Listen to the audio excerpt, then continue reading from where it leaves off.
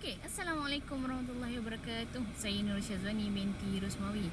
Okey, tuan-tuan dan puan-puan, sekiranya saya ni seorang yang bujang, macam mana faraid saya?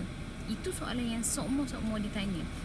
Nak kata sokmo-sokmo, antara yang gemar ditanya oleh masyarakat. Okey, dia sebenarnya macam ni. Kalau seseorang itu adalah bujang, kita kena tengok sama ada dia masih ada ibu, dia masih ada bapa ke tak.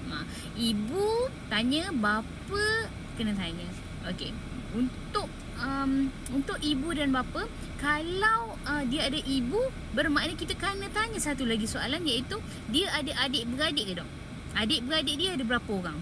Okey, kalau adik-beradik dia seorang sahaja, bermakna sekiranya dia meninggal dunia, ibu dia akan dapat 1/3. Baki itu 2/3 dapat kepada ayah. Dan adik-beradik itu tak akan dapat sebab ada ayah. Okey, nak tahu kalau ada adik-beradik 2 orang pula? Kita tunggu dekat video seterusnya. Semoga ia bermanfaat. Assalamualaikum warahmatullahi wabarakatuh.